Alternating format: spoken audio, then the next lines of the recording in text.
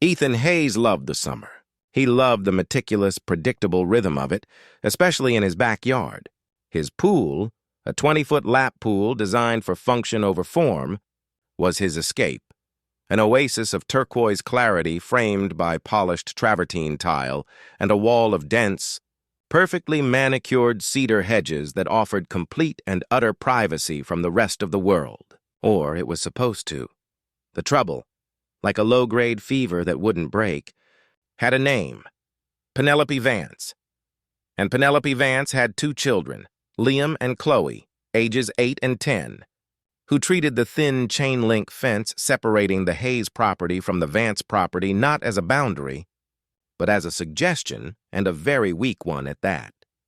It had started innocently enough last summer, a misplaced tennis ball, a single waterlogged plastic army man. Ethan, a man who believed in measured responses, had simply tossed the ball over the fence and ignored the toy. But this summer, the mercury had climbed to historic highs, and so had Penelope's entitlement. It was Tuesday afternoon when Ethan first saw the undeniable evidence of escalation.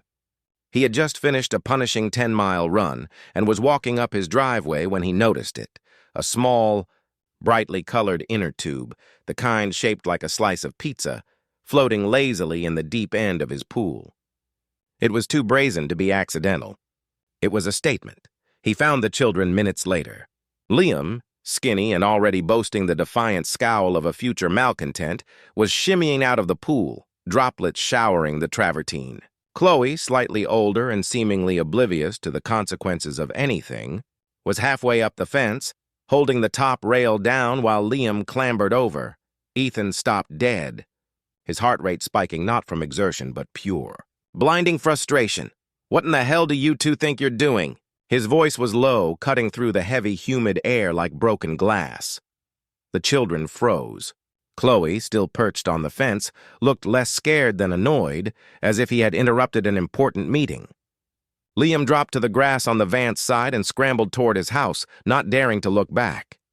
"It's really hot, Mr. Hayes," Chloe said, her tone defensive, almost accusatory.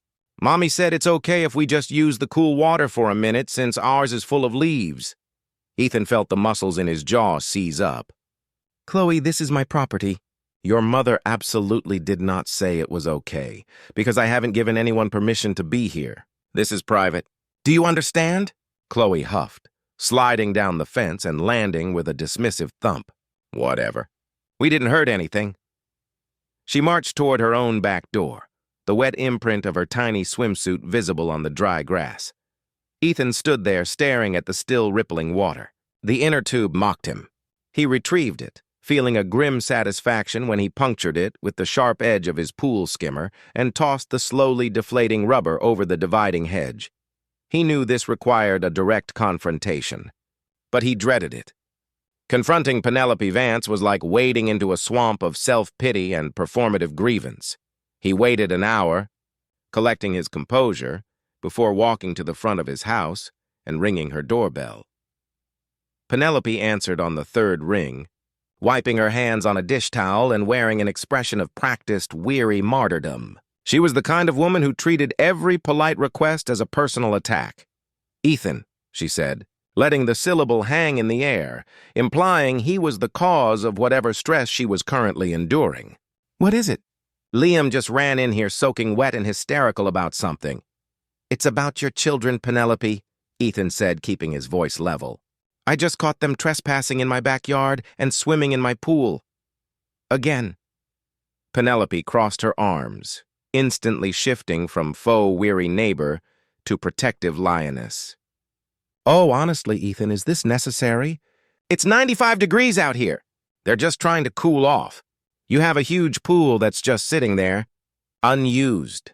It's unused because I work during the day, and when I get home, I expect to use it in peace and privacy," Ethan corrected, feeling the heat rise in his cheeks. "That pool is not a municipal splash pad. It is private property. It is fenced off and locked for a reason. Not only are they trespassing, but it's a massive safety liability for me. If one of them got hurt, I'd be responsible." Penelope let out a short, scoffing laugh. "Oh, please, don't be so dramatic. They know how to swim. You're talking about my sweet little children like they're criminals, when you're standing over there with an Olympic-sized pool you never use. Have a heart! It's summer vacation. My heart is irrelevant, Penelope. My liability is not, and my fence is locked for a reason. If your children are strong enough to climb it, they are strong enough to respect it. This needs to stop today. If I find them in my yard one more time, I will call the non-emergency police line for trespassing. I am not asking, I am telling you. Penelope's eyes narrowed. The pretense of amicability was gone, replaced by pure, cold resentment. You are seriously going to call the police on two little kids for swimming? You must be the most pathetic, joyless man on this block. Fine, I'll talk to them. But don't think for a second that this makes you the hero of the story. Ethan, you're just mean. She slammed the door before he could respond, leaving him standing alone in the afternoon sun, the heavy thud of the door echoing the heavy beat of his own indignation. Ethan thought the warning would be enough. He genuinely did. He thought the mention of the police, even the non-emergency line, would shock her into action. For 2 days he enjoyed blessed silence. He swam his laps in the late evening, the surface of the water unbroken except for his rhythmic strokes, and he believed he had won. On Friday, he woke up early, planning a long, relaxing day off. The scent of coffee was in the air. The house was quiet, and he walked into the kitchen, his gaze drifting out to the pool. That's when he saw the raft. It wasn't the pizza slice this time. It was an inflatable flamingo, huge and ridiculously pink, taking up a quarter of his pool. It was so enormous, so obnoxiously cheerful, that it felt like an intentional act of defiance, a mockery of his firm boundary. But the worst part wasn't the flamingo. It was the gate. The chain-link fence had a small, spring-loaded lock that required a deliberate twisting motion to open. This morning, the lock was gone. The metal clasp holding the two fence sides together had been neatly cut with heavy-duty wire cutters. The gap was wide enough for an adult to stroll through. He walked outside, numbly approaching the damaged fence. He saw the muddy footprints leading directly from the Vance lawn to the gaping hole, and then a trail of water leading right up to the pool deck. The kids hadn't just snuck in. They had broken in. They had damaged his property to gain access. And they had left the area entirely unsecured, which meant not only had they broken the law, but they had created a genuine, terrifying safety hazard for any animal or small child wandering past. Ethan looked at the enormous, brazen pink flamingo floating in his pool, a symbol of Penelope's absolute, unwavering belief that her wants superseded his rights. It wasn't a matter of them being kids anymore. It was a matter of respect, security, and frankly, warfare. He didn't call the police. Not yet. He realized that calling the police for trespassing would lead to a temporary fix and a permanent, venomous feud. The police would tell them to stop, and Penelope would simply find a sneakier way in. The problem wasn't the kids or even Penelope. The problem was the pool itself. It was the irresistible magnet on his property that fueled Penelope's sense of entitlement. That Saturday, Ethan canceled his morning coffee and drove straight to the largest construction and landscaping firm in the county. He spent 4 hours talking to a representative, reviewing permits, and writing a truly heartbreakingly large check. On Tuesday, the quiet peace of the neighborhood was shattered by the grinding cacophony of heavy machinery. Ethan stood on his patio, watching the small bulldozer rumble past the open, gaping hole in the fence. He watched the massive hydraulic pump start sucking water out of his pristine lap pool, sending a torrent of chlorinated runoff into a nearby drainage system. He had decided to fill it in. Not just drain it, but break up the concrete, remove the liner, fill the entire cavity with gravel and dirt, and lay sod over the top. It was the only way to permanently remove the temptation and the liability. He was sacrificing his beloved oasis, his $60,000 investment, and his daily ritual for the sake of his peace and security. The noise was deafening.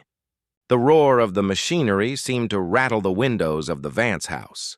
Ethan didn't look up until he heard the sound of the back door of the Vance house slamming open, followed by a series of frantic, uneven footsteps on the grass.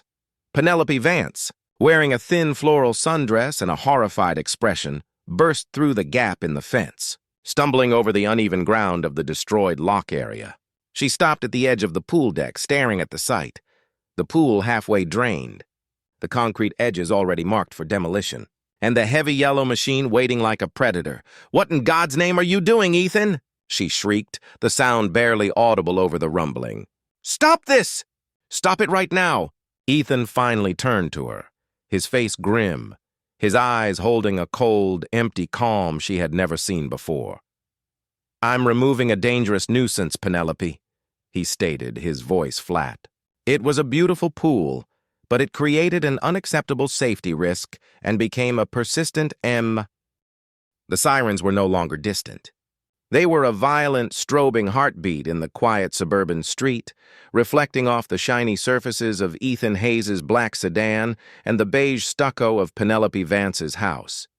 The noise of the jackhammer abruptly cut out, leaving a heavy, pregnant silence filled only by the low rumble of the bulldozer idling near the half-drained, muddy pool. Two officers emerged from the patrol car, a young, sharply professional woman named Officer Kinsley, and a thick-set, older man with a weary, unimpressed expression, Sergeant Ruiz. Penelope immediately spun away from Ethan and rushed toward them, adopting the posture of a damsel in extreme distress. "Officers! Thank God you're here!" Penelope's voice was high-pitched and ragged, laced with manufactured panic. "That man, Ethan Hayes, he's completely unstable. He's aggressively destroying his own property as a form of harassment against my children. He threatened me when I tried to reason with him. He's a clear danger to the neighborhood." Sergeant Ruiz, ignoring Penelope's dramatic flourish, looked past her at the scene. A manicured, expensive home, a massive construction vehicle, and a large hole where a pool used to be. He pinched the bridge of his nose. "Ma'am, calm down. We got a call about property damage and threatening behavior." "Who initiated the damage?" Penelope pointed a shaking finger at Ethan, who was standing perfectly still, his hands in the pockets of his khakis, the portrait of controlled restraint against the backdrop of industrial chaos. "He did. He's demolishing his pool. He's doing it purely out of spite because my poor children used the water once or twice when it was too hot. He's retaliating against two minors." Officer Kinsley, the younger officer, approached Ethan cautiously. "Sir, I'm Officer Kinsley. Can you explain what is going on here? We received a complaint of aggressive behavior." Ethan met her gaze steadily. "Officer, good afternoon. My name is Ethan Hayes. I own this property. There has been no aggressive behavior, and I'm well within my rights. I am having my own private, in-ground pool professionally decommissioned and filled in." "Decommissioned?" Sergeant Ruiz stepped up, his expression hardening. "With a bulldozer?" "Ma'am claims you're doing this to harass her children." "I'm doing this to prevent criminal trespass and ensure safety on my property," Ethan stated clearly, refusing to be drawn into the emotional trap. "For 2 years, Mrs. Vance's children, Chloe and Liam, have routinely disregarded the private fence and trespassed here. I have warned Mrs. Vance multiple times. On Tuesday, I warned her that the next instance would result in a police call." Penelope scoffed loudly. "Lies! He's exaggerating! They stepped on his grass one time." Ethan turned slowly and pointed at the damaged fence section. "Mrs. Vance, perhaps you should tell the officers what happened on Friday morning." "Officers, if you'll look right here." He walked over to the thin chain-link fence. The section where the lock used to be was mangled, the metal loops cleanly snipped. He retrieved the cut pieces from the grass where he'd tossed them. "Mrs. Vance's children didn't merely climb the fence this time, officers. They or an adult used heavy-duty wire cutters to destroy my lock and breach my property barrier to gain access to the pool. They then left the fence unsecured, creating a genuine public safety hazard. That act constituted criminal property damage and severe trespassing." He held up the jagged, cut pieces of metal. "My pool has now become an attractive nuisance that my neighbor actively encourages her children to vandalize and trespass upon. I decided the only permanent solution to secure my property and remove a serious liability was to remove the nuisance entirely." Sergeant Ruiz knelt down and examined the cut fence with a grimace. He then looked at Penelope, whose face was now a mask of frantic composure. "Did your children cut this lock, ma'am?" Ruiz asked, his voice low and pointed. "Absolutely not. He must have cut it himself," Penelope blurted out, her lie coming too quickly, too shrill. "He's trying to frame my 10-year-old. It's insane. He's harassing me. Look at the jackhammer. He's being deliberately loud and destructive. Ethan anticipated this. He simply walked to the side of his garage and returned with a small, neatly labeled zip-top bag containing 2 items: the enormous, deflated pink flamingo and the punctured pizza slice inner tube. These were retrieved from my pool after your children used them, Penelope. They are currently evidence of continued trespass, Ethan said, handing the bag to Officer Kinsley. Furthermore, the wire cutters used to breach my fence were likely borrowed from Mr. Vance's toolbox, which I noticed was unsecured in their garage this morning. But that's secondary. He took a deep breath. Officer Kinsley, Sergeant Ruiz, I don't want to press charges for the property damage right now. I want a formal police report filed documenting the breach of my security fence, the repeated documented trespassing, and the fact that this demolition is a direct, recorded response to an active threat against my property rights and personal security. I want it on record that this is not harassment. This is self-protection. Sergeant Ruiz, a man who had seen 1,000 petty neighborhood disputes, recognized the cold, rational preparation of a man pushed too far. He looked at Penelope, seeing the wild entitlement in her eyes contrasted with Ethan's meticulous presentation. Ma'am? Destroying his own pool on his own property. With permits is not a police matter, Ruiz said firmly. Aggressively destroying his property is debatable, but we're not seeing any clear threat of violence. You called 911 claiming harassment. Mr. Hayes has documentation of property damage on his end. We're going to log this incident, but this looks like a civil issue escalating into a police matter because of continued boundary violations. If you enter Mr. Hayes' property again, we will file charges against you for criminal trespass, given the prior warning and the documented damage to his security. The sight of the officers turning their focus away from Ethan and toward her hit Penelope like a physical blow. Her face went pale, then burned scarlet with indignant fury. You're taking his side? He's literally tearing up his own yard to spite us. What kind of policing is that? He's the aggressor, she screamed, taking a desperate step closer to Ruiz. The aggressor is irrelevant when he is on his own land, ma'am, Ruiz said, his voice flat with finality. This is documented. Do not approach him or his property again. Go inside. Penelope stood rooted to the spot, watching the officers take Ethan's statement and examine the demolition permits he kept tucked in his binder. The grinding roar of the jackhammer resumed, a loud, violent confirmation of her defeat. It was the sound of her leverage, the great, shimmering blue prize being ripped away from her family. She finally stalked back across the mangled fence line, not toward her house, but to her front yard. She paced the pavement, phone pressed to her ear, the volume of her voice rising in a new, dangerous pitch. Ethan watched her through his living room window as the contractors broke for lunch. She was clearly talking to someone with legal knowledge. The next day, Ethan found his real estate listing. He specialized in high-end investment properties in downtown development, a competitive and highly visible field. His online professional profile, which listed his phone number and address, was now littered with comments. Don't hire this sadist. He called the police on children. The psycho neighbor who hates kids. Avoid at all costs. A man petty enough to destroy a $60K pool just to spite a family is not someone you want managing your millions. Penelope had launched a digital smear campaign. She had found his professional profile and weaponized her narrative, twisting the pool's destruction into a tale of an emotionally cruel, anti-family man. Ethan felt a cold wave of dread wash over him. This was no longer about a pool or a fence. This was an attempt to destroy his livelihood, to make the cost of defending his property higher than the price of surrender. He knew Penelope hadn't acted alone. Someone had guided her to his professional life. Later that evening, as Ethan was carefully documenting the comments, preparing screenshots for a potential lawsuit, there was a sharp, aggressive knock on his front door. He opened it to find not Penelope, but her husband, Mark Vance, standing on his doorstep. Mark was a large, quiet man Ethan had only exchanged polite nods with before. Mark was holding a freshly laminated, official-looking document. Mark's face was drawn, his eyes tired, but there was a fierce, defensive heat burning in his gaze. He didn't shout or posture like Penelope. He simply held out the document.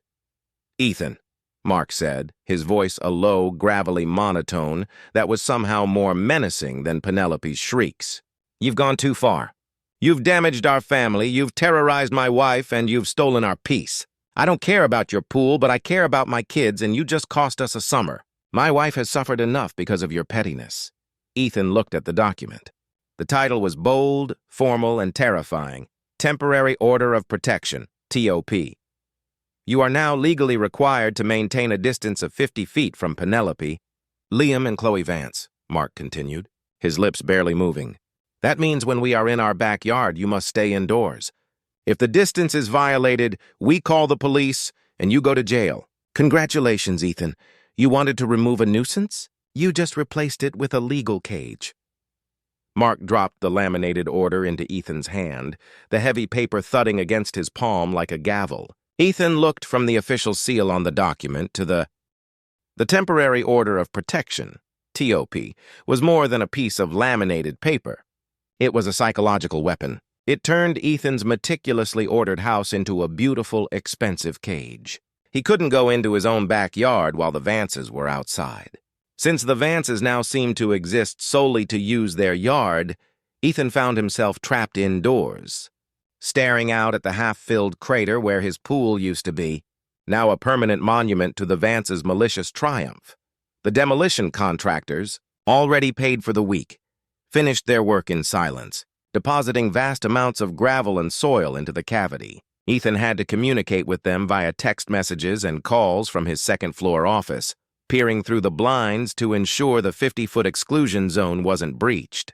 The entire process felt humiliating and absurd, a direct physical manifestation of Penelope's absolute control.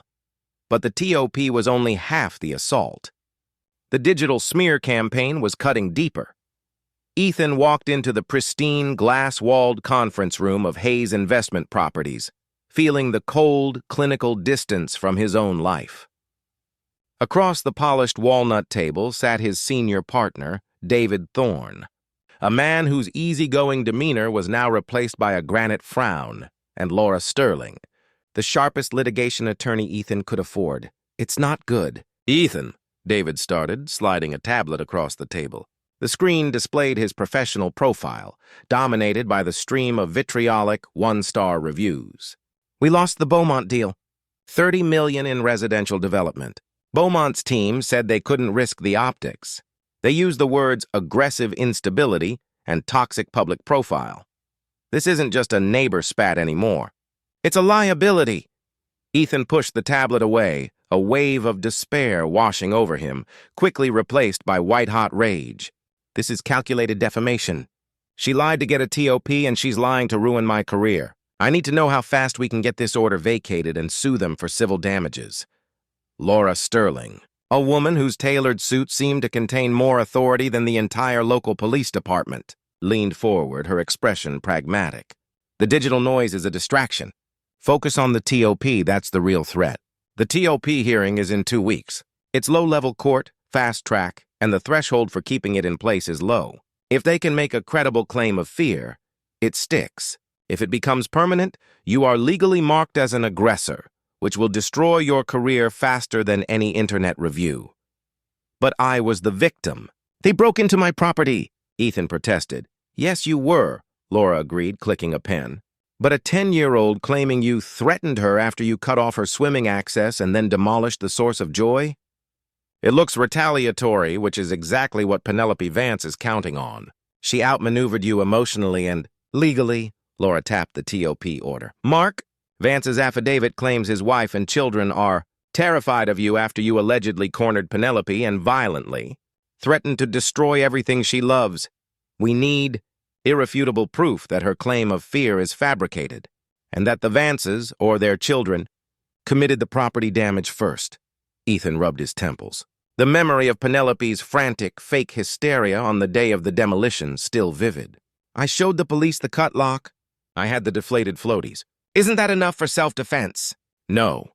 The Vances will testify that you cut the lock yourself to frame the children as an excuse to destroy the pool out of malice. We need an objective witness, or better yet, video evidence that confirms the who and the when of the fence breach." Ethan suddenly paused. He remembered the small bullet-shaped dome mounted high on the corner of his neighbor's house. Mr. and Mrs. Peterson. They were an older couple, rarely home, but meticulous about their security. The Petersons, Ethan said slowly, 2 doors down. They installed a sophisticated security system 3 months ago. Their side cameras are angled right over the dividing fence line between my property and the Vances. Laura's eyes brightened, a fleeting but intense flash of professional interest. That's our gold mine, Ethan. If they have video of Liam or Chloe, or even Mark, breaching that lock, the TOP collapses, and we hit them with defamation and property damage so hard they won't be able to pay the landscaping bill to cover your old pool. The Petersons, however, were on a 3-week cruise in the Mediterranean. Ethan spent the next 3 days in a frustrating bureaucratic loop, contacting their home security provider, leaving urgent messages with their house sitter, and agonizing over the lost time. Every moment under the TOP felt like a crushing victory for Penelope. He watched from his dining room as Liam and Chloe, emboldened by their mother's victory, played loud. Aggressive games of tag directly outside his 50-foot exclusion zone, often pausing to make faces at his window. They knew they were untouchable. Finally, the house sitter, a nervous college student named Maya, returned Ethan's call late Wednesday night. "I got your message. Mr. Hayes, I'm not allowed to access the system, but the Petersons gave me the contact for their security maintenance guy, Scott. He can remote in and check the archive. He said he saw a notification about a request from the Hayes guy and was wondering if he should pull the Friday footage." Ethan's heart hammered against his ribs. "Yes, Maya, absolutely. That footage is critical. The breach happened last Friday morning. Can you please tell him to isolate all footage covering the Vance-Hayes fence line from 8 a.m. to 12 p.m.? 2 hours later, Scott, the security technician, sent Ethan a secure link to a high-resolution time-stamped video file along with a brief text. "I see why you needed this. Good luck with the crazy neighbor. I'll make sure this is archived safely." Ethan clicked the link, his breathing shallow. He pulled the footage up on his large monitor in the dead silence of his second-floor office. The video, clear and slightly widened by the dome lens, focused perfectly on the chain-link fence and the small, spring-loaded lock. The timestamp read Friday, 9:15 a.m. The 2 children, Liam and Chloe, stood awkwardly by the fence. Then the door to the Vance garage opened, and Mark Vance, not Penelope, stepped out. He was carrying a small toolbox. He knelt down by the fence, said something inaudible to Liam, and then pulled out a pair of large, yellow-handled bolt cutters. With a single, decisive snip, the sound was a disturbing audible click on the video. The lock snapped, falling to the ground. Mark then pushed the metal clasp wide open, creating the gap. He dropped the bolt cutters back into the box. He looked directly at his children, pointing a stern finger first at the open gap, then toward the pool deck and finally toward his mouth, an obvious directive to keep quiet. He then walked back into the garage.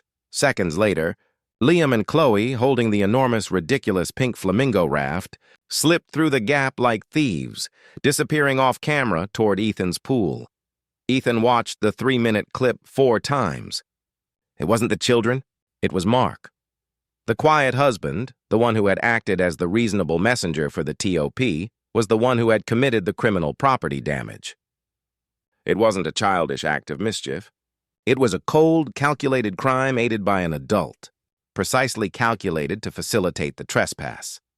Ethan immediately downloaded the footage and called Laura Sterling's private cell. Despite the late hour, "Laura, I have it. It's Mark Vance. He cut the lock. It's on high-res video." There was a moment of silence on the line, followed by a crisp, cold laugh that sounded entirely professional. "Mark? That's better than Penelope. It elevates the trespass to a knowing criminal act of property damage by an adult. Send the file now, Ethan. The TOP hearing just changed from a messy defensive fight into a full-scale legal ambush." He hit send on the secure transfer, a profound sense of relief mixing with the cold thrill of power returning. He was no longer the caged victim. He had the proof that would not only destroy Penelope's claim of fear and malice, but would publicly expose the Vances as calculating liars who encourage their children to commit felony-level trespass. Ethan walked back to the window and stared at the dark Vance house. The battle was no longer fought with sprinklers and screaming. It was about to be decided by a judge, with video evidence that cut through every single one of Penelope's pathetic, entitled lies. The 2 weeks until the TOP hearing suddenly felt like the quiet, tense calm before a legal storm. The courtroom was small, stuffy, and functional, a space designed for the rapid processing of neighborhood disputes and low-stakes legal skirmishes. It was the lowest rung of the justice system, exactly where Penelope Vance believed her temporary theatrics would succeed. Judge Helena Reyes, a woman with a severe ponytail and an expression that suggested she'd already heard every lie known to man before breakfast, presided over the hearing. The atmosphere was thick with tension. On one side sat the Vances, supported by a nervous, mid-tier attorney named Mr. Davis. Penelope wore a pale, demure dress, her face carefully scrubbed of all makeup to project innocence and vulnerability. Mark sat rigidly beside her, his large hands clasped, the picture of a protective, distressed father. On the other side, Ethan sat next to Laura Sterling. Ethan was crisp in a dark suit, his nervousness masked by professional formality. Laura, however, looked almost bored, casually flipping through a thin folder while the Vance's attorney, Mr. Davis, presented his case. Mr. Davis began by painting Ethan as a malevolent, obsessive figure. He leaned heavily on the optics. "Your Honor, we are here today because the respondent, Mr. Hayes, has taken a petty neighborhood disagreement and escalated it into a terrifying campaign of harassment and retaliation. When our client's children, merely seeking respite from a brutal heat wave, used his unused pool, Mr. Hayes responded with disproportionate, aggressive malice. He didn't just drain the pool, he hired industrial equipment to destroy it, creating a public spectacle and causing severe emotional distress to a mother and her young children. When my client, Penelope Vance, attempted to reason with him, he cornered her and threatened to destroy everything she loves, which led to this protective order. Penelope was called to the stand first. She was a master performer. As she described the sequence of events, her voice broke precisely on cue. "It was terrifying, Your Honor," Penelope whispered, dabbing her eye with a tissue. He was so calm, but his eyes, they were ice cold. He looked like he was enjoying watching us suffer. The sound of the jackhammer, it was like an aggressive attack. We felt targeted. We felt like he was telling us, "You will never feel safe here again. We just want him to leave us alone. We want to be able to use our backyard without being afraid." She recounted the property damage claim, stating that the lock was intact on Wednesday and implying Ethan must have cut it on Friday to create a pretext for the demolition. She omitted any mention of the pool usage after the initial confrontation. Her testimony was a tapestry of half-truths and emotional manipulation, calculated to make Judge Reyes see Ethan not as a property owner, but as a wealthy bully weaponizing his resources. When Mr. Davis finished, Laura Sterling rose, adjusting her jacket. She did not approach the stand immediately. She walked to her table and retrieved a single, sleek black laptop and a small, high-definition projector. "Ms. Vance," Laura began, her voice smooth and entirely devoid of emotion. "My client, Mr. Hayes, is here today because you allege he has committed harassment, true?" "Yes," Penelope sniffed, "and that the alleged aggressive behavior only occurred after he made the decision to demolish his pool, which you assert was done out of malice and spite toward you and your family." "It was purely spite," Penelope confirmed, leaning into the microphone. "In your affidavit, you state that you had no reason to fear Mr. Hayes until the day of the demolition, and that you and your husband, Mr. Vance, were always diligent about respecting Mr. Hayes's boundaries," Laura continued. Penelope nodded emphatically. "Absolutely. We taught our children respect."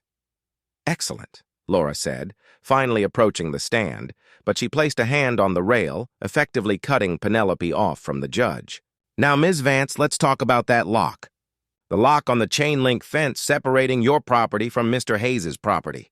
Do you recall telling Officer Kinsley that you believe Mr. Hayes may have cut that lock himself to frame your children?" I said he was desperate to justify his destruction," Penelope stammered. caught slightly off guard by the abrupt shift in topic.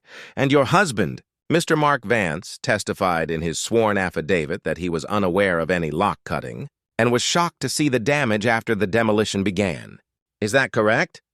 Penelope shot a quick, anxious glance at Mark, who was now gripping the table edge, his knuckles white. Yes, that is correct. Mark would never... Laura cut her off, her tone sharp. Miss Vance, I'm not asking what he would do. I am asking if that is what he swore to in a legally binding affidavit, that he was unaware of who cut the lock. Yes, Penelope said, swallowing hard. Laura didn't press further. She turned to the judge. Your Honor, at this time, the defense would like to present Exhibit A, high resolution, time-stamped video evidence recovered from the security system of a neutral third party, a property owner 2 doors down, Mr. and Mrs. Peterson. This video specifically covers the fence line in question on the morning of the alleged lock damage. A gasp rippled through the small gallery. Mark Vance's face drained of color, his jaw slackening. Penelope, recognizing the look of absolute terror in her husband's eyes, suddenly understood the trap. Laura quickly set up the projector and the large screen descended from the ceiling. A moment later, the video footage filled the screen. The timestamp read, Friday, 9:15 a.m. The camera offered a high-angle, unobstructed view of the fence line. The courtroom watched in stunned silence as the events unfolded. Liam and Chloe approached the fence, looking nervous. The Vance garage door opens. Mark Vance walks into view, carrying a toolbox. Mark kneels, extracts the yellow-handled bolt cutters. The sound of the unmistakable snip echoes through the courtroom speakers. Mark shoves the lock pieces aside, creates the opening, and gives his children stern, silent instructions. The children, carrying the pink flamingo raft, slip through the newly cut opening and trespass onto Ethan's property. Mark walks back into his garage, the bolt cutters safely out of sight. The footage ended. The silence in the room was crushing, the image of Mark Vance kneeling with the bolt cutters burning on the screen. Judge Reyes didn't look at Ethan or Laura. She directed her glare entirely at Mark Vance, who looked like he was about to vomit. Penelope was shaking violently, tears of genuine fear now flooding her face. Fear not of Ethan, but of the consequences. Mr. Vance, Judge Reyes's voice was lethal, cold as a deep winter. You swore under oath in your affidavit that you were unaware of how the fence lock was broken. Is that correct? Mark stood up, swaying slightly. He opened his mouth, but no sound came out. Laura Sterling spoke up before he could compose a lie. Your Honor, this video not only proves that Mark Vance committed criminal property damage and facilitated the trespass of minors, thereby fabricating the initial pretext for the very confrontation they now claim as harassment, but it also demonstrates a clear pattern of perjury and conspiracy to commit fraud in this court. The claim of fear is completely and utterly without merit, based on an event they themselves manufactured. Judge Reyes hammered her gavel once. This court finds the temporary order of protection immediately vacated and dismissed. The motion is denied. She pointed a rigid finger at Mark Vance. Mr. Vance, your actions documented here, criminal property damage, facilitation of trespass, and perjury, will be referred directly to the district attorney's office for review.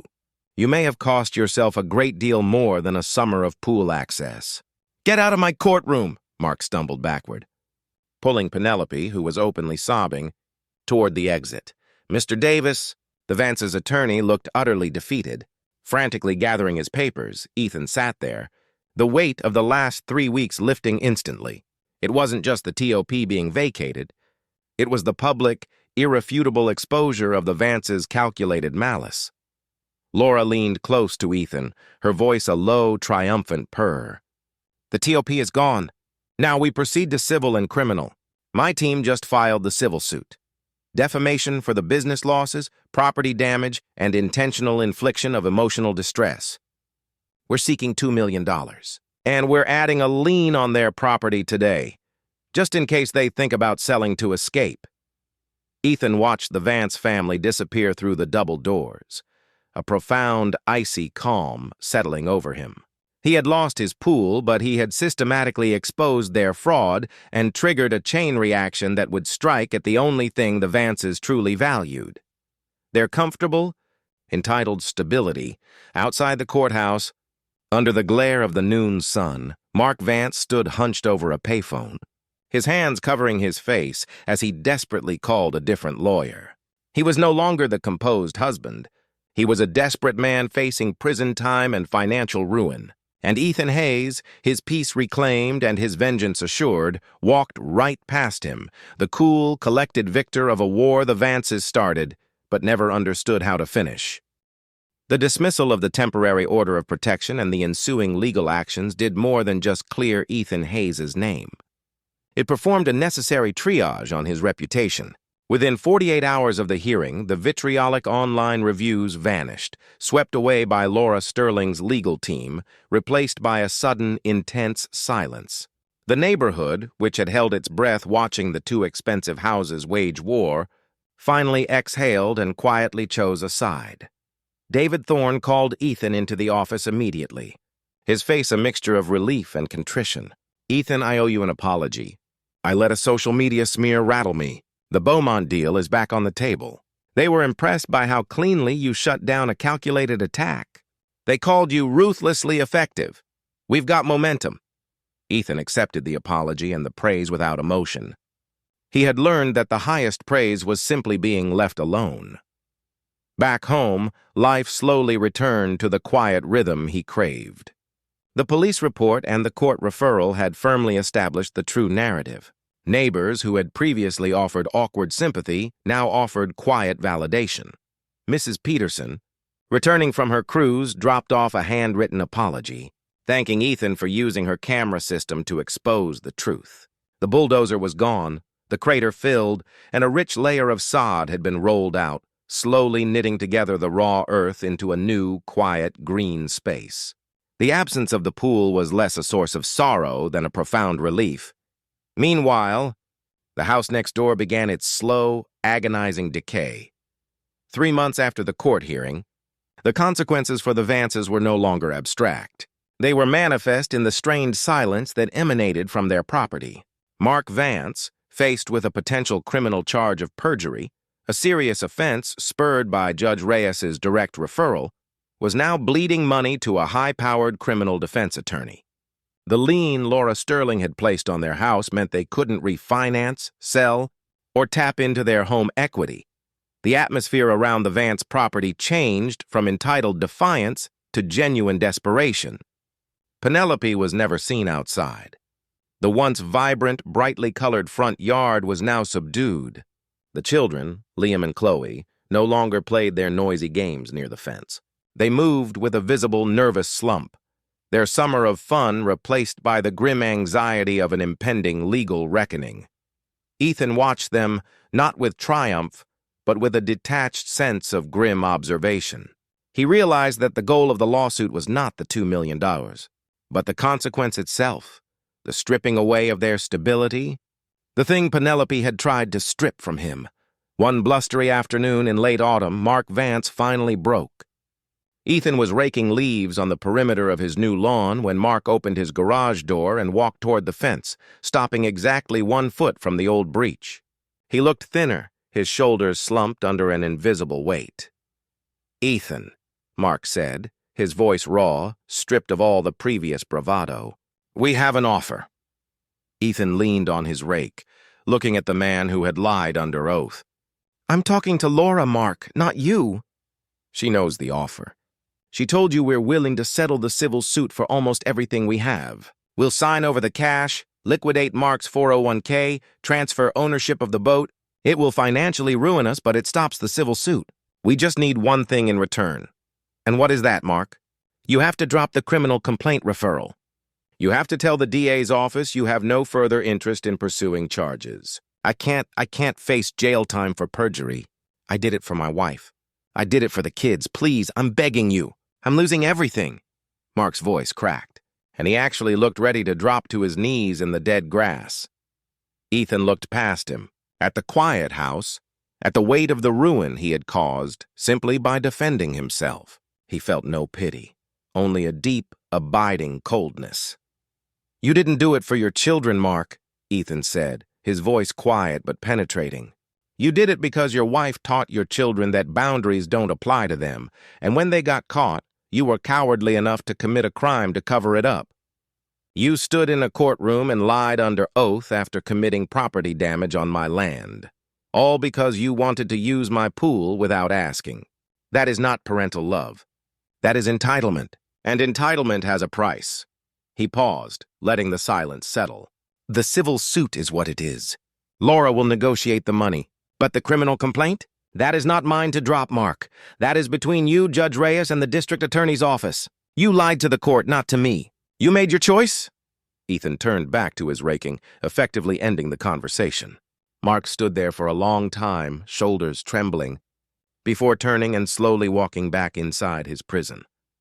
2 weeks later, the Vance house went up for sale again, this time with a chilling, asterisk-laden note in the private broker listings, subject to ongoing legal encumbrances. Significant price adjustment reflects urgency. The house, tainted by the legal drama and the lien, sat vacant and cold.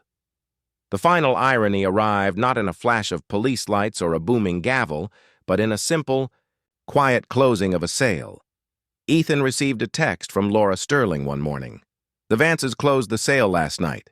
It was an extremely distressed transfer.